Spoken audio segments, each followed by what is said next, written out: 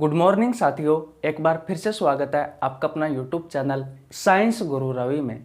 साथियों, आज की इस वीडियो में हम समझेंगे इरिथ्रोब्लास्टोसिस फिटेलिस के बारे में। देखिए भैया, इरिथ्रोब्लास्टोसिस फिटेलिस, इसे हिंदी में कहा जाता है साथियों गर्भ रक्ताणु कोरकता। साथियों, आप इसे एक रोग कह सकते हो कि भैया ये एक रोग है, या फिर आप कह सकते हो कि ये एक केस है। देखिए, इसके बारे में समझने से पहले 3-4 चीजें हैं, उसके बारे में आपको पता होना जरूरी है। अगर आपको उनके बारे में पता है तो आपको इस गर्भ रक्ताणु कोरकता के बारे में समझने में आसानी रहेगी। देखिए भैया, एक होता है एंटीजन और एक होता है साथियों एंटीबॉडी। दोस्तों, जो एंटीजन होता है ये आरबीसी की पृष्ठीय सतह पर उपस्थित होता है। यह बात आपको समझ में आ गई। साथियों, जो एंटीबॉडी होता है ये भैया डब्ल्यूबीसी की पृष्ठीय सतह पर, या फिर मैं कह सकता हूं कि भैया ये प्लाज्मा में उपस्थित होता है। साथियों, एंटीबॉडी को हिंदी में कहा जाता है प्रतिरक्षी, और साथियों एंटीजन को हिंदी में कहा जाता है प्रतिजन।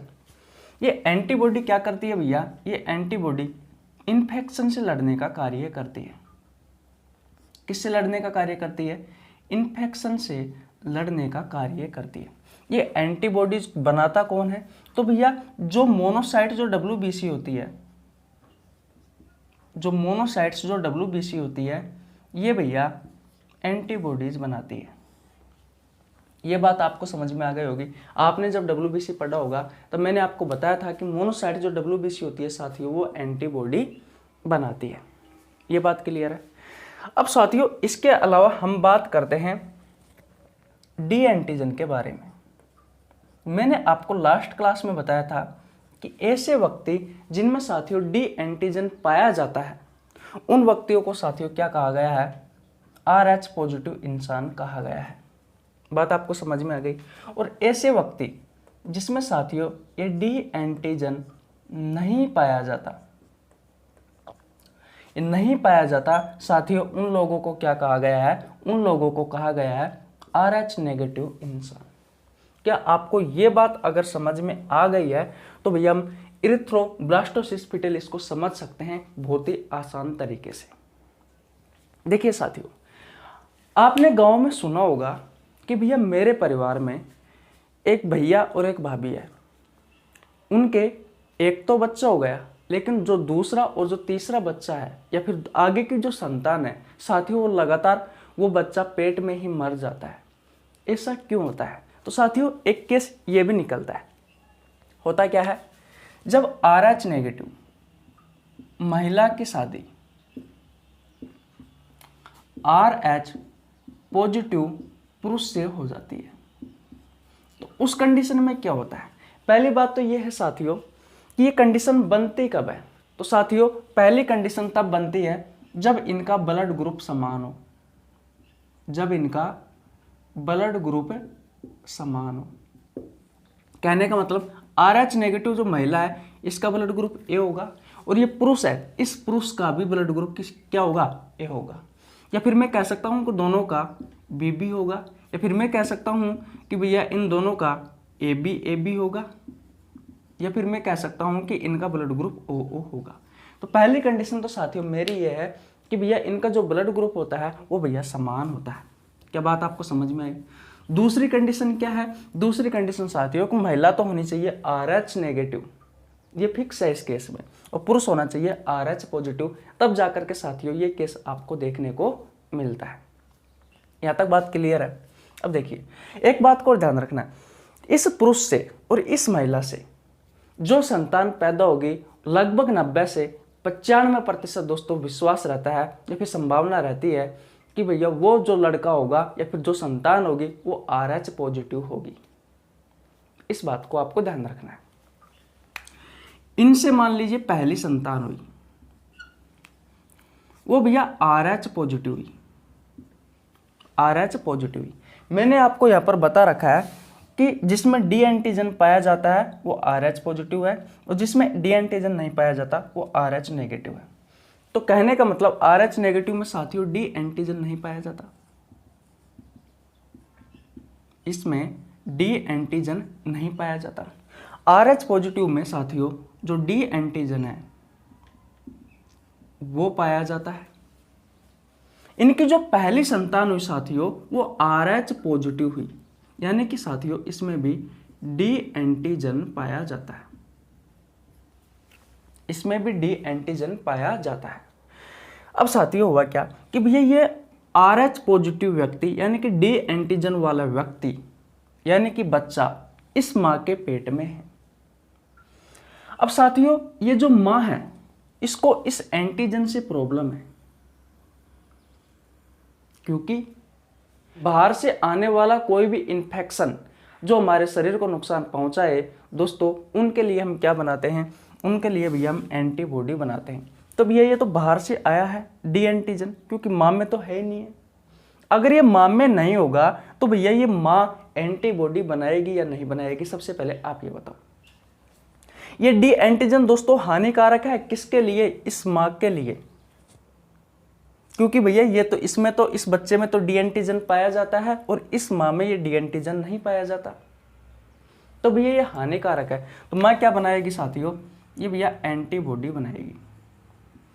लेकिन साथियों जब तक ये एंटीबॉडी पूर्ण रूप से बनाएगी तब तक साथियों ये RH पॉजिटिव जो बच्चा है ये दोस्तों सरवाइव कर जाएगा और साथियों इसका जिंदा जन्म हो जाएगा, यानी कि यह पूर्ण तरीके से दोस्तों सही सलामत साथियों इसका जन्म हो जाएगा, ये जिंदा ये जन्म ले लेगा।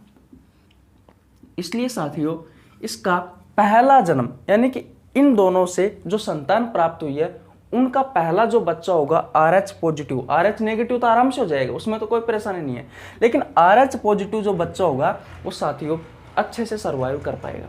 लेकिन इसके बाद में अगर जो सेकंड या फिर थर्ड कोई भी बच्चा है या फिर फोर्थ बच्चा है वो भैया अगर RH पॉजिटिव आ गया तो दोस्तों पॉजिटिव में तो डी एंटीजन पाया जाता है, भाई पॉजिटिव में तो डी एंटीजन पाया जाता है, लेकिन मां में एंटीजन नहीं है, तो मां को खतरा है भैया इस एंटीजन से।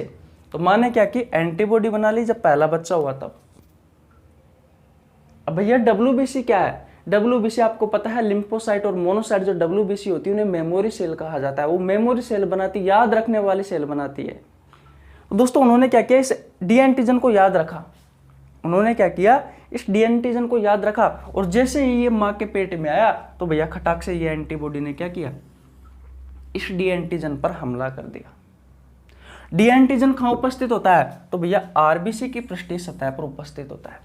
कहां उपस्थित होता है साथियों, ये आरबीसी की पृष्ठीय सतह पर उपस्थित होता है। तो भैया ये एंटीबॉडी क्या करेगी, इस डी एंटीजन का भक्षण कर देगी, इस डी एंटीजन को खत्म कर देगी, और डी एंटीजन आरबीसी पर उपस्थित होता है तो भैया ये एंटीबॉडी क्या करेगी, इस आरबीसी का पाचन भी कर देगी, इस आरबीसी का पाचन भी कर देगी, जिससे क्या होगा, आरबीसी दोस्तों खत्म हो जाएगी और आपके शरीर में ब्लड की भी कमी आ जाएगी।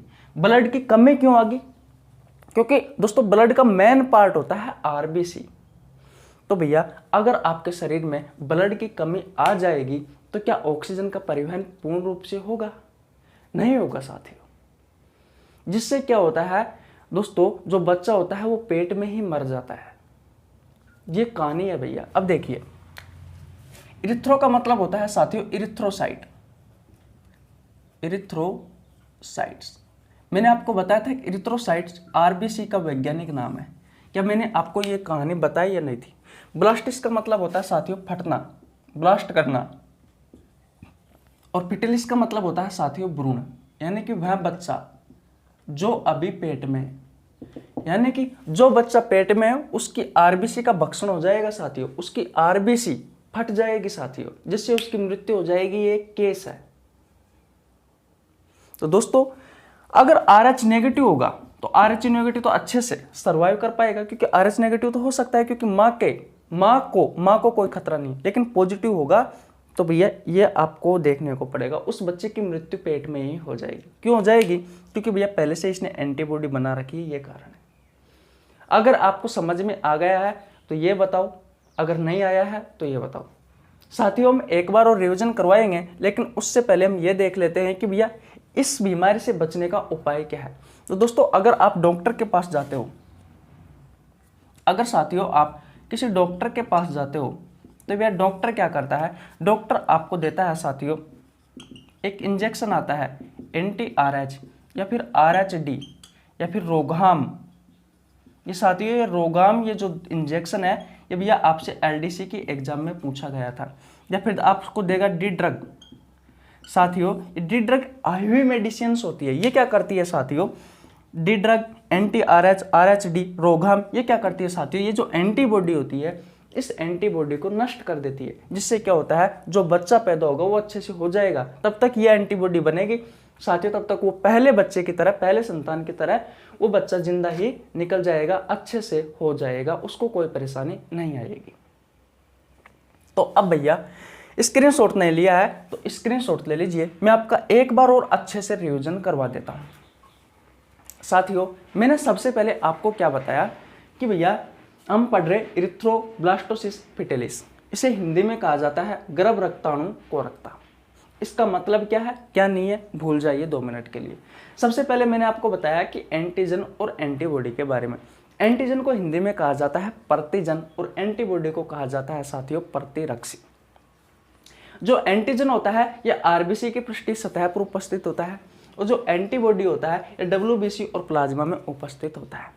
यहाँ तक बात क्लियर है साथियों। जो एंटीबॉडी होती है ये भी इन्फेक्शन से लड़ने का कार्य करती है। कोई भी ऐसा बाहरी कण जो हमारे शरीर को नुकसान पहुंचाए, जैसे कि बैक्टीरिया हो सकता है, वायरस हो सकता है, प्रोटोजोआ हो सकता है, फंगी हो सकता है, या कोई ऐसा पार्टिकल जो हमारे शरीर में आकर हमारे शरीर को नुकसान पहुंचाए, उनसे भी ये एंटीबॉडी लड़ने का कार्य करती है।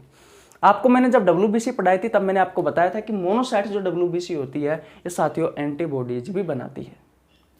क्या ये बात आपको समझ में आई? उसके अलावा दोस्तों मैंने लास्ट क्लास में आपको बताया था, जब RH फैक्टर मैंने आपको बताया तब बताया साथियों कि जिसमें डी एंटीजन होगा, ऐसे व्यक्ति जिसमें डी एंटीजन होगा उनका साथियों वो पहली बात तो RH पॉजिटिव इंसान कहलाएंगे, है कि नहीं है। और साथियों उनका जो ब्लड ग्रुप होगा वो दोस्तों हमेशा पॉजिटिव होगा। ये बात मैंने आपसे कही थी। दूसरी बात दोस्तों कुछ लोगों में हमने देखा था कि डी एंटीजन नहीं पाया जाता तो उन्हें हमने RH नेगेटिव लोग कहा, और साथियों इनका जो ब्लड ग्रुप था वो नेगेटिव था। क्या ये बात आपको समझ में आई या नहीं आई? फिर दोस्तों हमने इसके बारे में बात की थी। देखिए भैया ये है क्या, तो आपने गांव में केस सुना होगा कि किसी भैया को, भाभी को, या किसी अंकल को, आंटी को एक लड़का तो होता है और उसके बाद में उसकी जो संतान होती है साथियों पेट में ही मर जाती है। हो सकता है साथियों उनके भी ये केस हो, क्योंकि गाँव वाले तो इतने समझते नहीं है, तो हो सकता है साथियों उनमें भी ये बीमारी हो, ये रोग हो। अब देखिए इनमें होता क्या है, अगर किसी महिला जो RH नेगेटिव है उसकी शादी RH पॉजिटिव पुरुष से हो गई तो दोस्तों आपको ये कंडीशन देखने को मिल जाती है। लेकिन उसमें भी 2 कंडीशन है। पहली कंडीशन क्या है कि भैया इनका ब्लड ग्रुप समान होना चाहिए। दोनों पति पत्नियों का ब्लड ग्रुप या तो AA होगा या BB होगा या फिर AB होगा या फिर साथियों OO होगा। दूसरी बात यह है कि भैया महिला जो RH नेगेटिव ही होनी चाहिए, महिला RH नेगेटिव ही होनी चाहिए, पुरुष दोस्तों RH पॉजिटिव हो सकता है। तो दूसरी कंडीशन ये है, तब जाकर साथियों ये कैसे बनता है। तो इनसे जो पहली संतान होगी साथियों वो अगर RH नेगेटिव हुई तो कोई दिक्कत नहीं है, कोई परेशानी नहीं हुई, क्योंकि महिला भी RH नेगेटिव है तो बच्चा अच्छे से सर्वाइव कर पाएगा। दूसरी बात क्या है साथियों कि इनसे मान लीजिए पहला बच्चा RH पॉजिटिव हो गया, लगभग 90 से 95% दोस्तों इनसे जो बच्चा पैदा होता है वो RH पॉजिटिव ही होता है। बात क्लियर है? मान लीजिए पहली संतान इसकी RH पॉजिटिव हुई।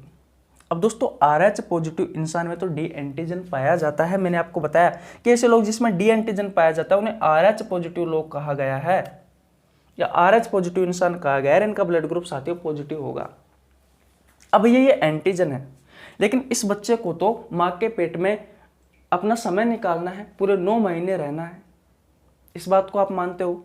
तो भैया शुरुआत दिनों में क्या होता है, ये माँ इस बच्चे को अपना क्या देती है, ब्लड भी देती है, भोजन भी देती है, अपना सब कुछ देती है। पालन पोषण सिर्फ माँ के ब्लड से ही होता है।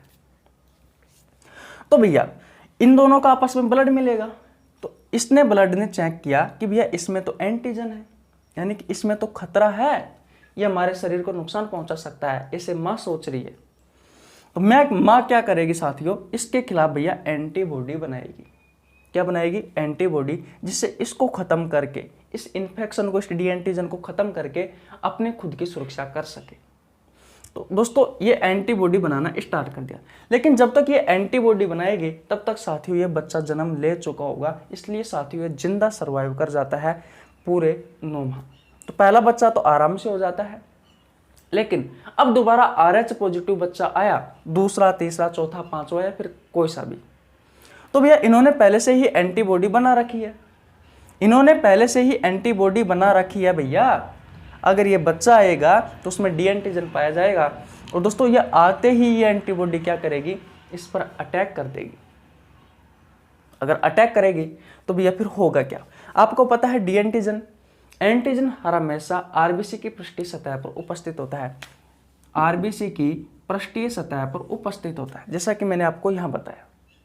तो भैया ये एंटीबॉडी आएगी और भ्रूण की जो आरबीसी होगी उसका भक्षण करेगी, उसका पाचन करेगी, उसको ब्लास्ट कर देगी, जिससे क्या होगा, जो बच्चा होगा उसकी दोस्तों पेट में ही मृत्यु हो जाएगी, उसके भ्रूण में ही मृत्यु हो जाएगी। ये कंडीशन है। लेकिन अगर आप समय पर डॉक्टर को दिखा लेते हो तो भैया उस कंडीशन में क्या होता है वो देखिए।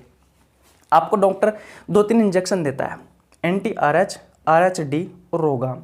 ये रोगाम दोस्तों आपसे LDC की एग्जाम में पूछा गया था, जिससे क्या होता है, जो एंटीबॉडी बनी है साथियों, एंटीबॉडी को नष्ट कर देता है, जिससे कि दूसरा बच्चा भी अच्छे से हो सकता है। तो भैया डॉक्टर की नज़र में रहिए, अगर कोई इस केस का शिकारी है तो आपको बच्चे आराम से पैदा हो सकते हैं, आपकी संतान जीवित रह सकती है।